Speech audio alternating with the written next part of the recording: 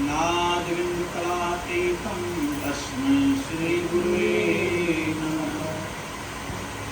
ॐ सहनावतु सहनो भुनक्तु सह वीर्यं करवावहै तेजस्विनावधीतमस्तु मा विद्विषावहै। 2 मिनट सभी लोग साथ करके रखें। जय सतगुरु दीन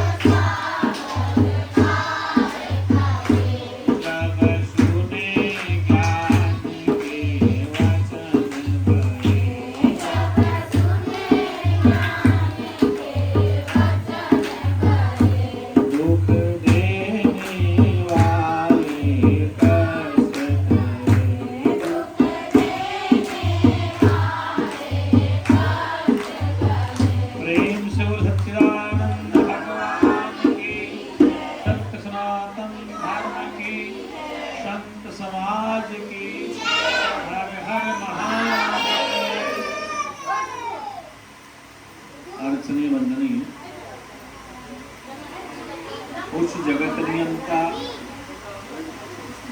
परमपिता परमात्मा के चरणों में विराजमान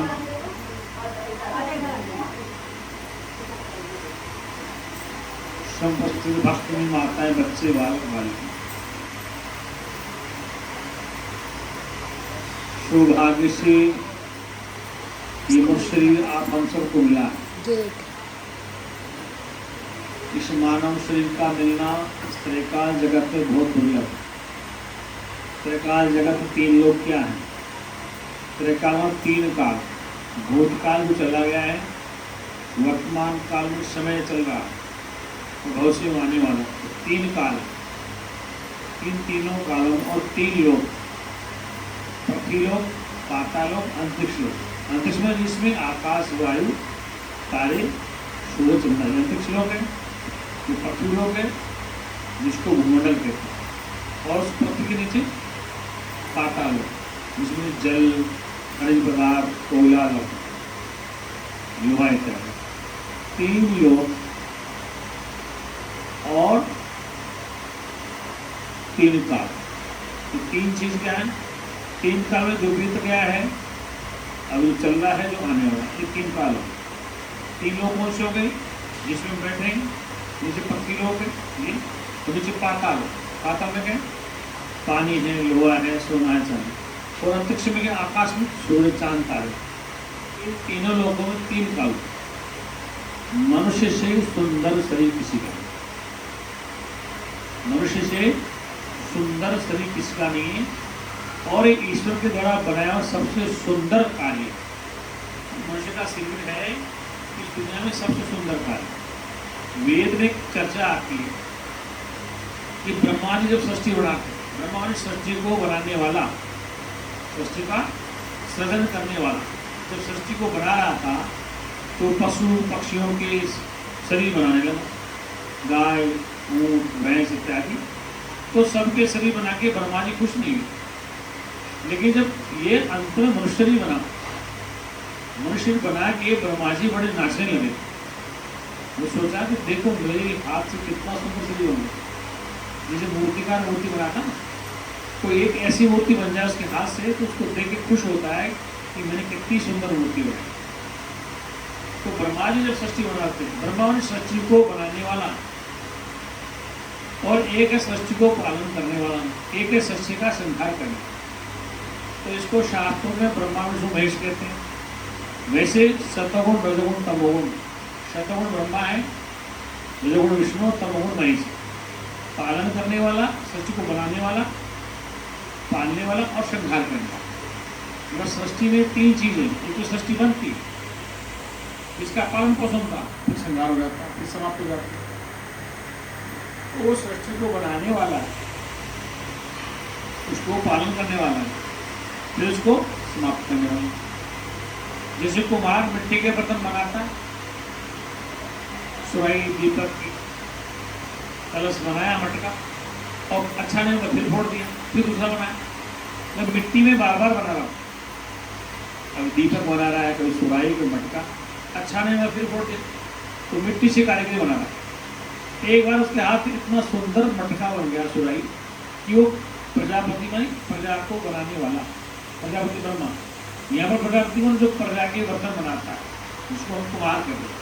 तो उसके हाथ से सुंदर मटका बना, तो वो बनाने वाला बड़ा हंसने लगा, कितना सुंदर मटका बना, इसको देख के लोग प्रसन्न होंगे, इसकी रेट ज़्यादा मिलेगी, इसको अच्छा ज़्यादा पानी भरा जाए। ऐसे प्रजापति ब्रह्मा वो सृष्टि को बनाने वाला, मूर्तिकार मूर्ति को बनाने वाला, कुम्हार मटके बनाने वाला।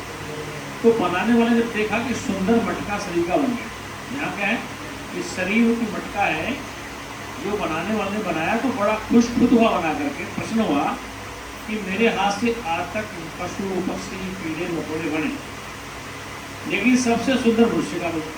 वो खुद ही देखकर प्रसन्न हो रहा, क्योंकि देखो कैसे बोलता है, कैसे हंसता है, कैसे नाचता है, और कैसे ये समझता है, इसमें बुद्धि क्षमता है। तो बोलना, हंसना, ये मनुष्य में हंसने का कार्य। मनुष्य जैसे हंसता है वैसे कोई भी इस सृष्टि में नहीं हंसता। सृष्टि ने ईश्वर को बनाया, पशु पक्षी कीड़े मकोड़े सब बनाए, लेकिन जैसे मनुष्य हंसता है वैसे कई बकरी, भेड़, ऊँट इत्यादि नहीं हंसते, भैंस वगैरह, पक्षी भी नहीं हंसते। तो ये हंसने का अधिकार प्रजापति ब्रह्मा ने जब उसको देखा हंसते हुए, तो बड़ा प्रश्न हुआ, कितना हंसता है, दिखता रहता है। तो हंसने का अधिकार किसको? मनुष्य। और कर्म करने का अधिकार मनुष्य को, चाहे वो अच्छा करे चाहे वो बुरा। स्वर्ग में जाना तो अच्छे कर्म करेगा, नरक में बुरे कर्म। अच्छा करना, बुरा करना मनुष्य के हाथ, और अच्छा और बुरा मनुष्य जानता है। अच्छा कर्म और बुरा कौन जाता है? पशु पक्षियों को अच्छे बुरे का ज्ञान नहीं है, यानी पशुओं को पक्षियों को अच्छे बुरे का ज्ञान नहीं, वो अच्छा बुरा जानते हैं। हाँ, खाना पीना भोगना, बच्चे पैदा करें सब तो जानते हैं, लेकिन उनको सत्संग और अच्छा बुरे का ज्ञान नहीं। हाँ, इतना जानते हैं कि मालिक की आवाज़ पहचान लगी, उसके पैरों की आवाज़ से पशु पहचान लगे, चारा डालने वाला आ गया, ये सब कुछ पहचान लेंगे, लेकिन उस पशु में अच्छे बुरे का ज्ञान नहीं है। आपके घर में गाय भैंस बकरी इत्यादि होते, तो उनको ये नहीं पता कि मेरी माँ है, मौसी है, वो है, तो कोई पता नहीं। मतलब घर में गाय भैंस आपके हैं, बकरियाँ आपके हैं, तो उन पशु पक्षियों को ये नहीं पता कि मेरी माँ है, इसे क्या समझ करना है, मेरी बेटी करना, वो उसमें ना समझ। उनका कार्य भोगना, खाना और बच्चे बनाना। लेकिन मनुष्य एक ऐसा प्राणी है, वो अच्छे और बुरे का ज्ञान रखता है। वो शुभ काम कर सकता है, अशुभ काम कर सकता है। शुभ कर्म करने से उसकी जयकार होगी, अशुभ कर्म से जयकार अपकीर्ति होगी। दो शब्द साथ, कीर्ति और अपकीर्ति। कीर्ति में यश फैलना, अपकीर्ति मानी यश न फैलना। तो दोनों कार्य मनुष्य के हाथ में, इधर भी हाथ है, इधर भी हाथ है, तो दोनों कार्य मनुष्य कर सकते। तीसरा कार्य, मनुष्य ही सत्संग का लाभ ले सकता है। इस सृष्टि में जो प्रजापति ब्रह्मा ने सृष्टि बनाई, उनमें केवल मनुष्य ऐसा शरीर है जो सत्संग को सुन सकता है, सत्संग को कर सकता है, वेद शास्त्र को पढ़ सकता है, पढ़ा सकता है, दान कर सकता है, दान ले सकता है, यज्ञ कर सकता है, यज्ञ करा सकता है, हवन कर सकता है, हवन करा सकता है। ये सारे काम किसके लिए? उस प्रजापति ब्रह्मा की सृष्टि में सबसे सुंदर शरीर मनुष्य ये कह सकता है। दूसरी बात, ये मनुष्य स्वतंत्र है, भगवान अपनी फांसी नहीं लगा सकता। एक मनुष्य फांसी लगा सकता है, मनुष्य अपनी फांसी लगा सकता है, सुसाइड कर लेता है, लेकिन ईश्वर अपनी फांसी नहीं लगा सकता। और ये देवतुल्य काम कर सकता है, देवता भी इसमें और राक्षस होते हैं। अच्छे कर्मों को हम देवता कहते हैं, बुरे कर्मों को राक्षस। ये दोनों कैटेगरी मनुष्य। तीसरा एक सिद्धांत हो कि सत्संग सुनने का अधिकार और सुनाने का अधिकार। आपने रामायण महाभारत में देवता अवतारों में घोड़े भी देखे होंगे, हाथी भी देखे होंगे। क्या वो आपस में सत्संग की चर्चा करते थे? अर्जुन के रथ में घोड़े थे तो क्या सत्संग सुनते थे, सुनाते? राम के रथ में घोड़े थे, क्या सुनाते थे? भगवान बुद्ध राजा था, महावीर राजा था, उनके रथ में घोड़े थे, क्या सत्संग सुनते? रथ ही जो घोड़े हैं रथ में, वो सत्संग नहीं सुनते। जो साथ ही बैठा बुद्ध राजकुमार, महावीर राजकुमार, राम राजा, कृष्ण राजा, तो उनके हाथी घोड़े सत्संग नहीं सुनते थे, न सुनाते थे। हाथी घोड़े रथ इत्यादि सत्संग का लाभ केवल जो उसमें बैठा है मनुष्य का शरीर, चाहे राम बन के, चाहे बुद्ध बन के, चाहे कृष्ण बन के, और चाहे महावीर बन के, चाहे कबीर बन के, तुलसी, मीरा, रसकान, सहजोबाई, केवल मनुष्य को अधिकार है क्या? सत्संग सुनने का, भगवान का भजन करने का, ध्यान करने का, पूजा पाठ करने का, मंत्र जाप करने का, योग करने का, प्राणायाम करने का, इसको अधिकार है मनुष्य। इसलिए शास्त्रों में मनुष्य को बड़ा कीमती बताया। और ये शरीर ऐसा कीमती है, इसको प्राप्त करने के लिए देवी देवता अवतार भी प्रत्येक परमात्मा से याचना करते हैं कि प्रभु एक बार ये मनुष्य मुझे मिल जाए। क्या मिल जाए? मनुष्य मिल जाए। तो मनुष्य मिलने के मतलब कि आप, तुलसीदास की रामायण कहती है, शास्त्र कहता है, भगवान बुद्ध कहते हैं, आपो दीपो भव, अपने दीप खुद बनो। साधन धाम मोक्ष कर द्वारा पाइन ते ही परलोक, यही साधन है। साधन धाम मोक्ष कर द्वारा, ये साधन में शरीर एक साधन है उस मोक्ष को जानने के लिए, अर्थात दुखों से छूटने के लिए।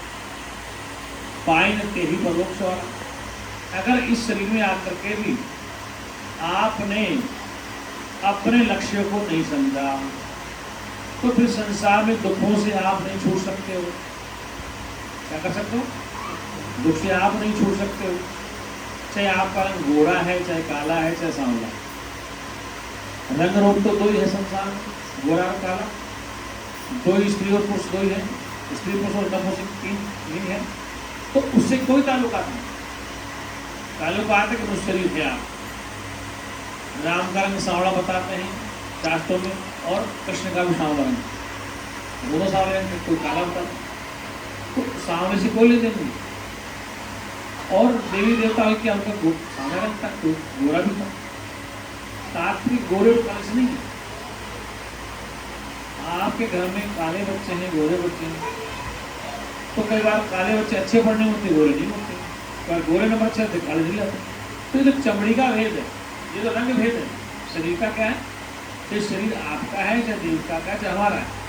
ये गोरा काला तो सृष्टि का नहीं है, लेकिन इस गोरे काले में जो रहने वाला एक है, उसमें रंग भेद नहीं। क्या काम है? शरीर गोरा है तो, शरीर काला है तो, स्त्री का है तो, पुरुष का है तो, इंद्रिय का है तो, सब में एक रहने वाला, वो बिना गोरे काले का है। उसमें कोई रंग भेद नहीं है, न उसमें आश्रम है। जो रहने वाला है वो सब एक ही जितना। जैसे आप गंगा जल लेने गए, एक के पास लोटा है, एक के पास बाल्टी है, एक के पास जग है, एक के पास मटका, तो सब भर लाए पानी। क्या भर लाए? वो गंगा जल सब एक जैसा है, मटके में अलग नहीं है, बाल्टी में अलग नहीं है, जग में अलग नहीं है, और कमंडल अलग नहीं। जल सब एक है। जल सब में कबीर ने कहा कि पनिहारी अनेक है, पनिहारी अनेक है, जल सब एक है। पनिहारी में जो पानी लेने वाली, पहले मटके लेके चलती थी माता बहन, हम तो सब घर में टोटे बोलते हैं, पहले पानी में तो मटका होता था, उस पे